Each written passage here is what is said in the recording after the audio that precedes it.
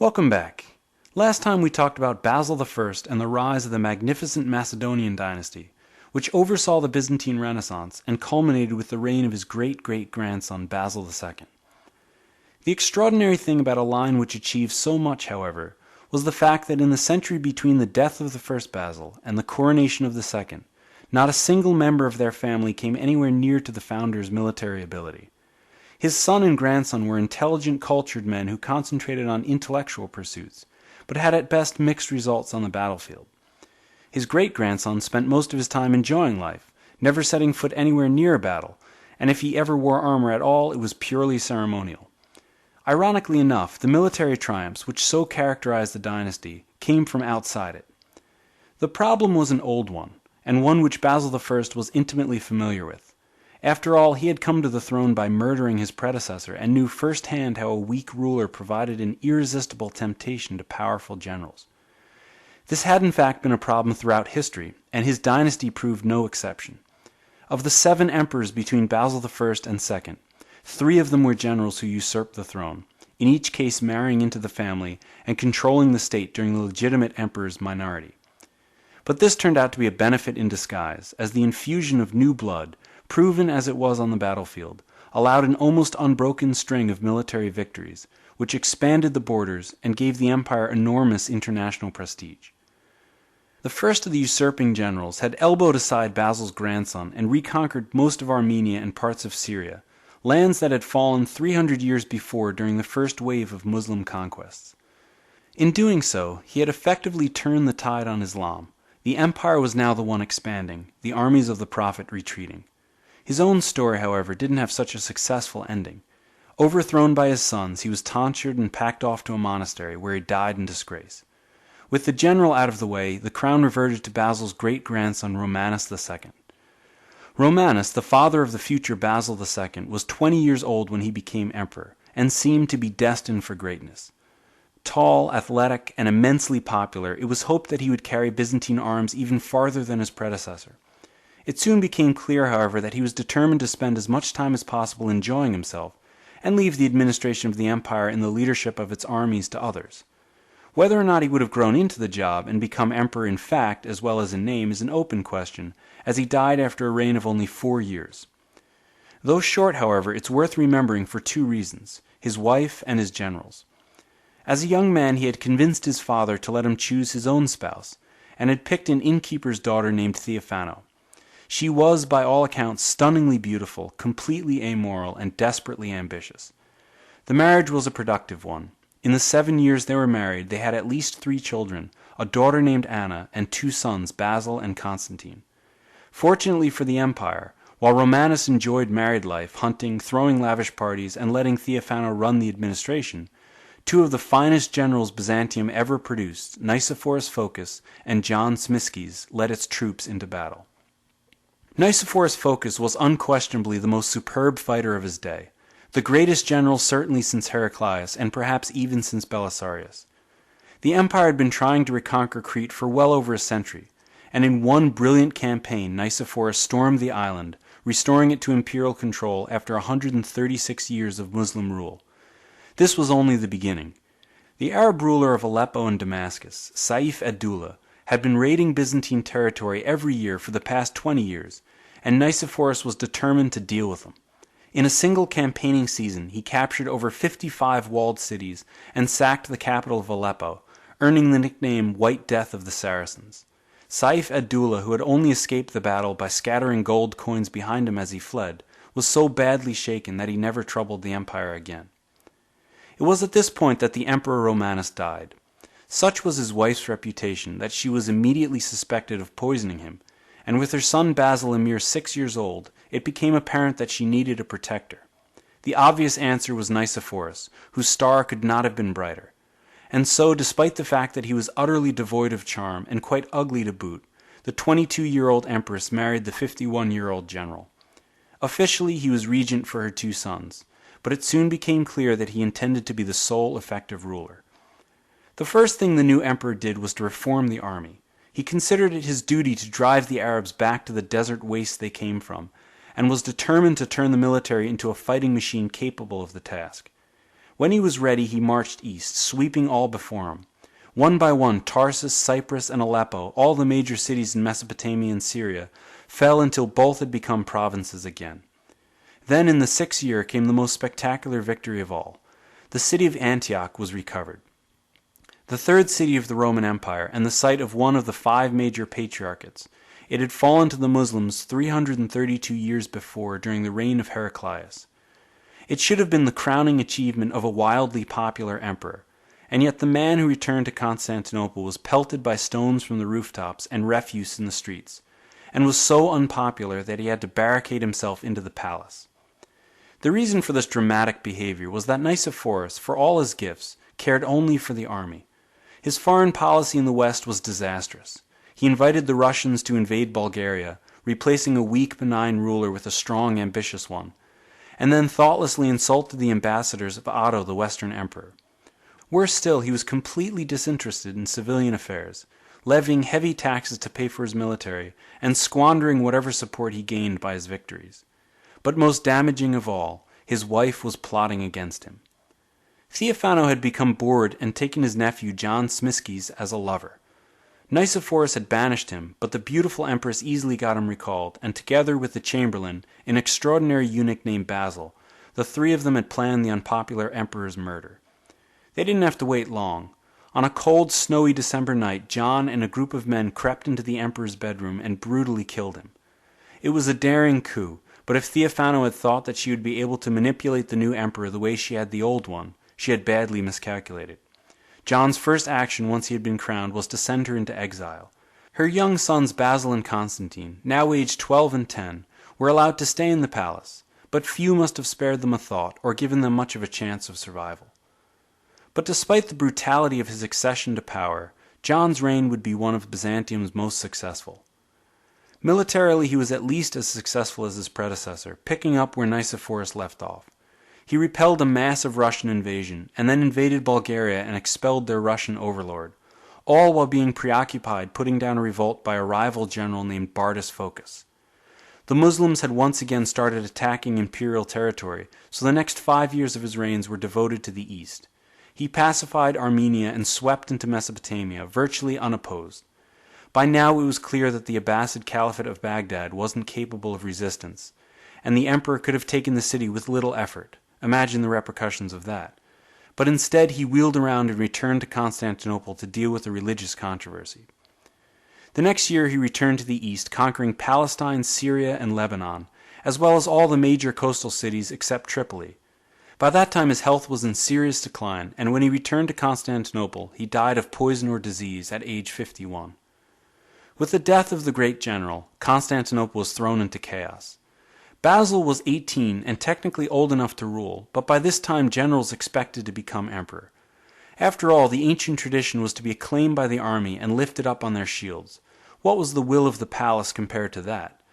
The last 2 emperors had brushed aside the legitimate Basil and been superb rulers. No general worth his salt would let an 18-year-old stand in his way. The Macedonian Dynasty seemed destined to fade away like the Merovingian, replaced by the more energetic mayors of the palace, or perhaps become purely ceremonial like the Caliph of Baghdad. That it did neither, but instead reasserted itself, was due entirely to the relentless energy of Basil. He had 3 formidable obstacles to overcome. The first, and in many ways the most serious, was his chamberlain, a eunuch also named Basil, who had been running affairs since the Emperor John went on campaign, and had no desire to step down now. The other 2 were generals, Bardas Phocas and Bardas Sclerus. Bardas Phocas, a giant of a man, had rebelled against John Smiskes and consequently been exiled, but was still dangerous due to the large number of troops who were loyal to him. Bardas Sclerus, the best and brightest of Smiskes' generals, had by contrast always been fiercely loyal to John. Of the 2 of them, Sclerus acted first. He had made his name during Smiskes' Russian campaign, and fully expected to be made emperor. When the popular uprising failed to happen, however, he tried to nudge events in the right direction by having his troops hail him as emperor or basileus. From there he captured the southern fleet and conquered all of Asia Minor, especially threatening since most of the empire's soldiers came from there. He advanced on Constantinople, set up his headquarters in the city of Nicaea, and began an amphibious siege of the capital. It was an unmitigated disaster from the start. The imperial fleet, loyal to the emperor, sailed out and once again using the invaluable Greek fire, annihilated Sclerus' fleet. The situation was improved, but the danger wasn't yet past. Sclerus was still a better general than anyone the empire could throw at him, and his army was still intact. Even worse, from his position across the Golden Horn, he could harass to his heart's content, and wait for low morale or a well-placed bribe to open the gates for him. In desperation, Basil the Chamberlain took a gamble. He entrusted the armies of the empire to the exiled Bardas Phocas. It was a calculated risk. Phocas, in his quest for the throne, would have to get rid of his rival general eventually. Why not now with the empire's blessing? In any event, it worked. He escaped from his place of exile, raised an army, and the ensuing civil war lasted 3 years. Sclerus was the better general and won most of the engagements, but Phocas always managed to save his army with an orderly retreat. Finally, with both sides tired of the struggle, the two armies met for the last time. Their final confrontation, complete with glittering captains and battlefield heroics, sounds more like a scene from the Iliad than an actual battle.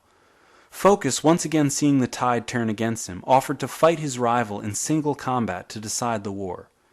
Sclerus, surprisingly given the fact that his rival was a considerably larger man, accepted, and in front of the assembled armies the two of them fought. It was over almost as soon as it began. Phocas deflected his rival's blow, struck back viciously, and Sclerus fell to the ground, blood streaming from his head. The defeated general fled to the Saracens, his army disbanded, and the civil war was at last over. During the entire struggle, the Emperor Basil had played no part. He was not, however, just wasting his time. The throne was still unstable. Both rival generals remained very much alive and dangerous. Sclerus may have been in exile, but it was only a matter of time before he tried again, and Phocas, whose loyalty was dubious at the best of times, was just waiting for an opportunity. So for the next 6 years Basil was content to watch and learn as his chamberlain ran the government. He had much to learn. The eunuch was a far-sighted statesman who was responsible for the integrity of Basil's throne and for his political education. Unfortunately, he was also massively corrupt and completely dismissive of the young emperor, treating him like the child he no longer was. It wasn't the last time Basil would be underestimated, and it must have seemed like a bolt out of the blue when he struck, arresting and exiling the chamberlain, confiscating his property, and even stripping the great monastery he had built of all its possessions. Basil was at last free to act on his own. The people of Constantinople must have been surprised after 13 years to find him still on the throne. He had seemed like his father before him, an insignificant lightweight, and yet he had outmaneuvered and outlasted every claimant to the throne. Now that he was his own man, he would prove to be an emperor unlike any before or after him. Possessing boundless energy, he was nevertheless like a flow of lava, slow, relentless, and irresistible. Had he been anything less, he wouldn't have survived long, surrounded as he was both internally and externally by enemies. The first one to strike was Samuel, the Tsar of Bulgaria. The Bulgarian Empire had long been a thorn in Constantinople's side, constantly raiding imperial territory and then retreating into the wilds of the Balkans.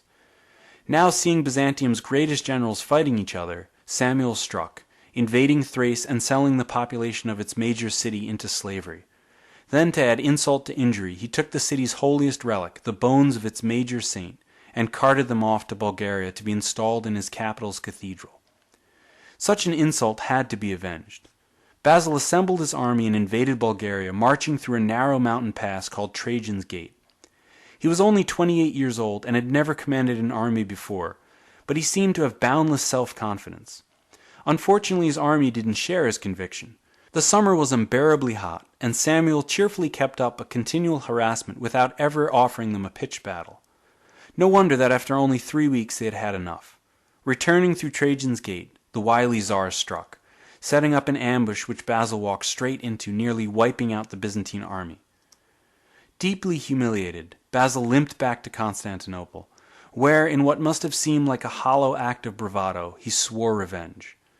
For the moment, however, he had more immediate problems.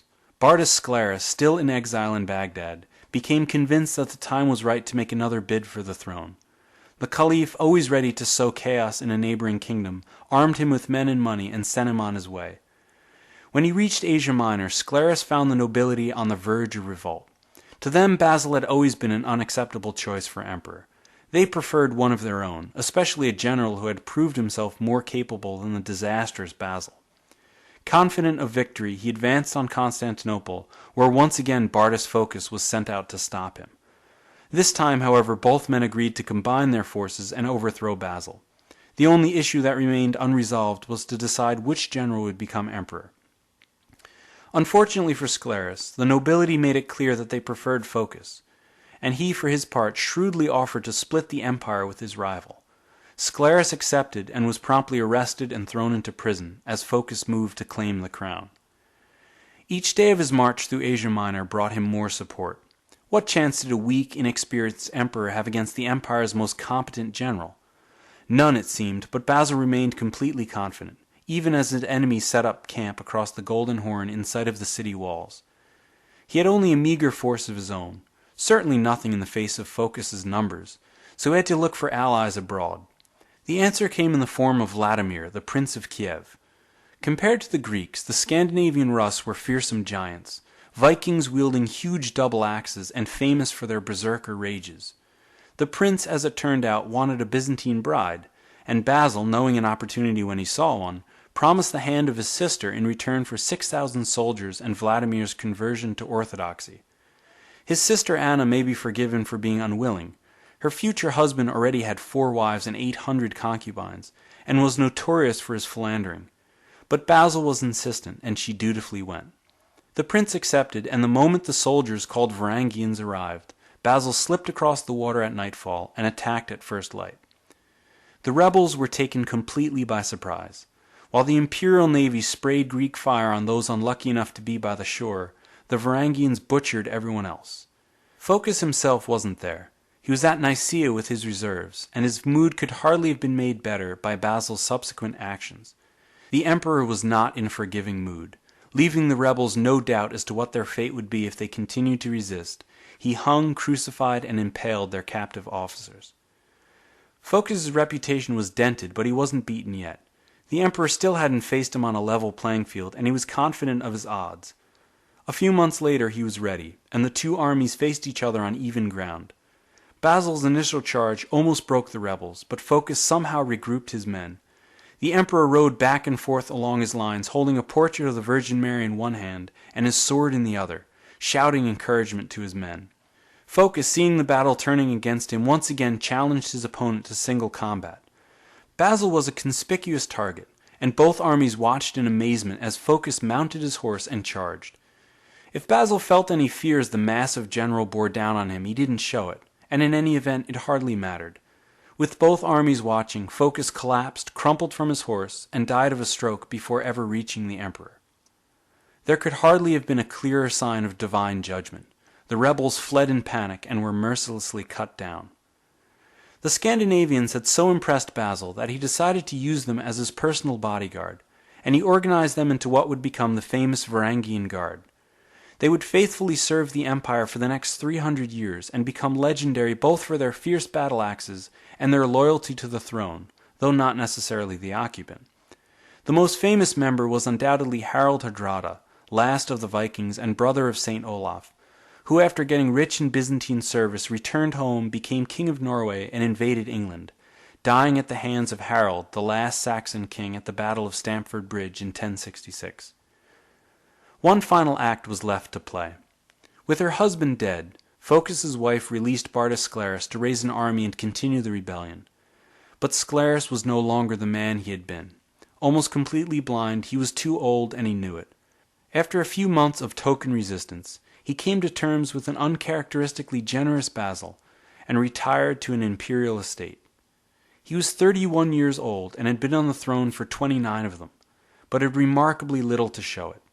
For the first 27 years he was little more than a puppet, and once he had achieved independence, his first major military engagement had ended in disaster at Trajan's Gate.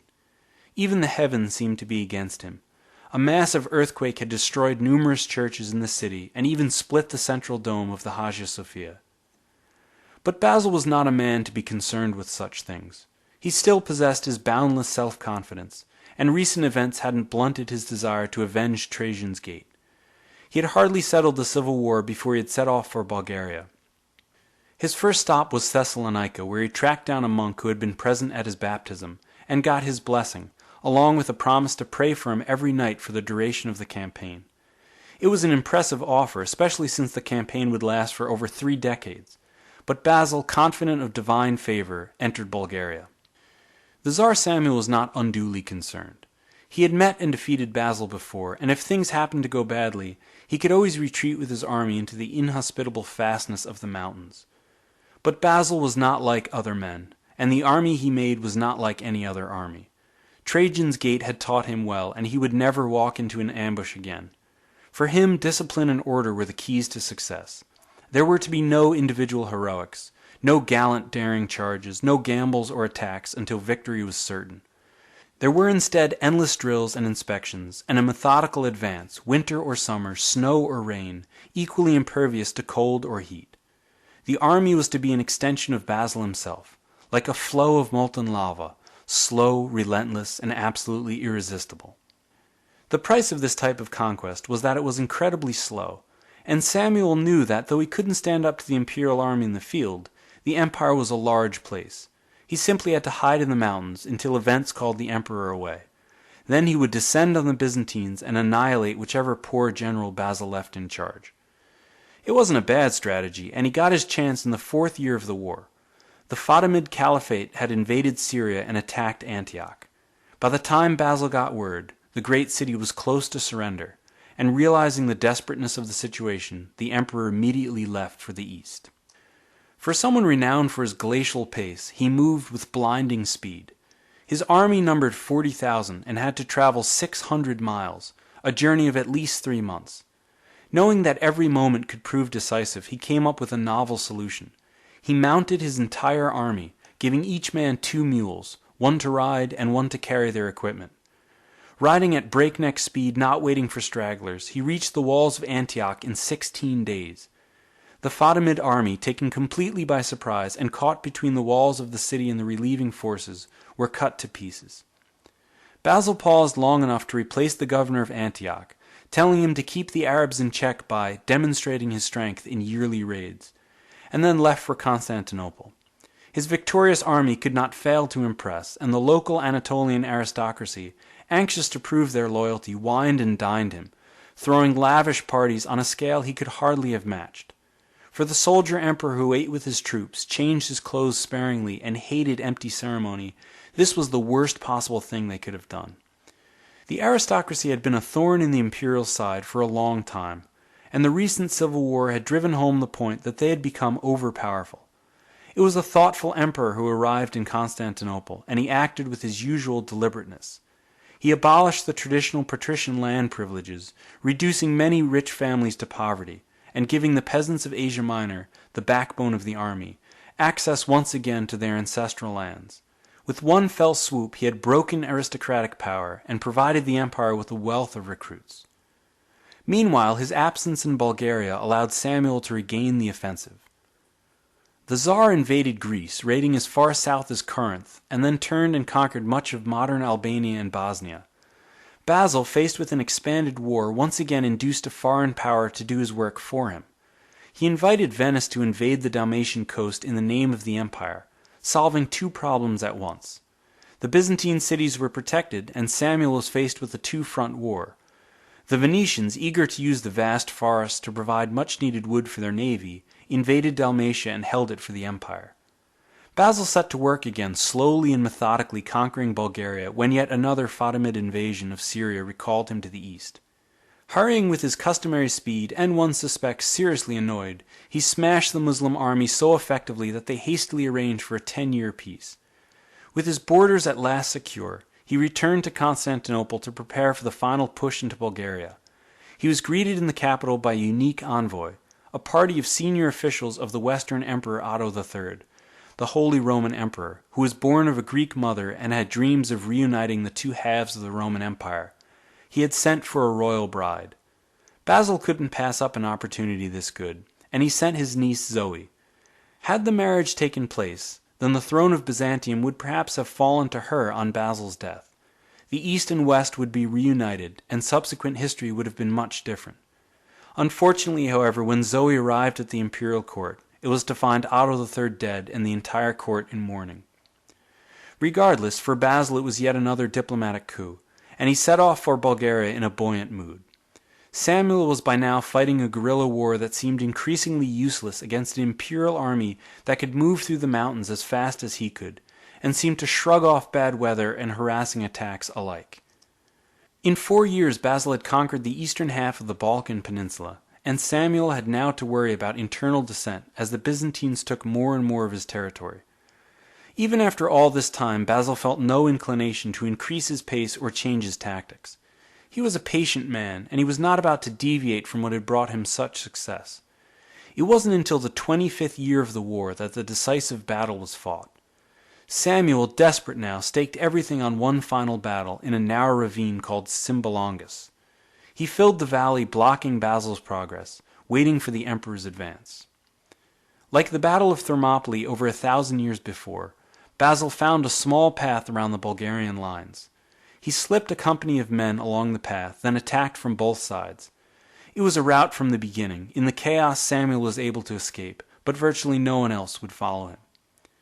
For Basil, it was the greatest victory of the war. His enemy was completely broken, and he had over 14,000 prisoners. He had always been a vindictive man, and it was here that he acquired the nickname of the Bulgar Slayer, by which he is known to history. Wanting to break the will of those still intending to resist, he ordered the eyes to be put out of all 14,000 captives. 1 out of every 100 was to have a single eye spared, by which they could lead their compatriots back to the Tsar. When the pathetic group shuffled into Samuel's presence, he collapsed in shock, dying 2 days later a broken man. His kingdom survived him for 4 years, but after Symbolongus, the outcome was never in doubt. Finally, in 1018, they formally submitted, and Basil entered into the gates of their capital. It had been a lifetime of struggle. He was 28 at the start, and was now 60. He had been relentless in his pursuit, and had ground down all resistance. Bulgaria became part of the empire, where it would remain for almost 200 years. If the Bulgarian people expected continued harsh treatment from the Bulgar Slayer, they were pleasantly surprised. They were now citizens of the empire, and to be given every possible assistance. Taxes were kept low, local leaders were kept in place, and the aristocracy were given high imperial offices. By and large it worked. The vast majority welcomed peace, and settled down under a relatively light Byzantine yoke. Basil traveled the new province, accepting formal surrenders and announcing imperial policy. He ended in Athens, where he attended a service in the Church of the Mother of God, better known as the Parthenon. One last victory awaited him as he returned home. His reputation was immense, and without even the threat of invasion, he convinced an Armenian king to bequeath his kingdom to the empire. He returned to the capital city as a conquering hero, who had expanded the empire more than any emperor since Heraclius, and created an army second to none. Most men would have been content to rest on their laurels. After all, he was nearly 65, in an age when life expectancy was 33, and had accomplished more than anyone could have hoped at the start. But Basil had never been like other men. Still full of boundless energy, he looked for a new challenge, finding the perfect outlet in Italy. The southern part of the peninsula had been inundated with Norman and Lombard invaders, and while he had been busy in Bulgaria, his generals in Italy had been busy driving them out. Now they suggested an invasion of Sicily, an important island reconquered by Belisarius in the 6th century that had fallen to the Muslims in the 9th. Basil gathered a huge army and threw himself into planning, but the invasion never took place. He fell ill, and on December 15th, 1025, at 3 p.m, he died in the great palace of Constantinople. He had been an emperor like no other. His iron will was stronger than that of any other occupant of the throne, and everything was subordinated to his single-minded purpose. He had devoted everything to the greater good of the empire, giving up any attempt at personal happiness. A womanizer in his youth, when he assumed full control of the empire, he led an austere, remote life, remaining a bachelor, and so far as we can tell, never spending a moment thinking about a possible wife or mistress. In an age which demanded pageantry and pomp to set emperors apart, he hated the trappings of power, dressing in simple clothes, eating a soldier's rations, and slashing the imperial staff. And yet, for all that, he effortlessly dominated the empire, bending aristocrats, patriarchs, and foreign princes to his will. Other emperors had found it increasingly hard to deal with the squabbling of overpowerful nobles. Basil simply broke them in one sustained attack, revolutionizing the economic, political, and social structure of Anatolia.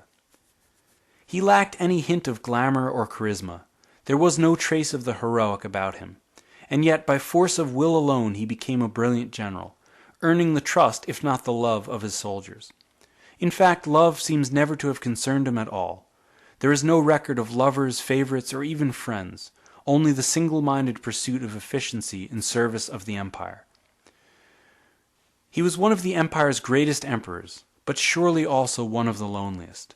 With him, the magnificent Macedonian dynasty reached its greatest extent, and had anyone half as capable followed him, its prosperity would have been ensured.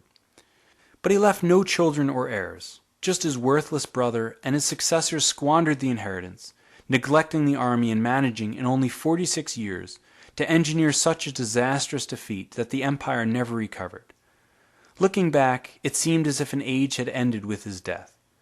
Norwich said it best. He died on the 15th of December. By the 16th, the decline had already begun. Join me next time as I talk about the emperor who had to pick up all the pieces and save the empire from complete collapse, Alexius Comnenus, who appealed to the West for help and got instead the Crusades.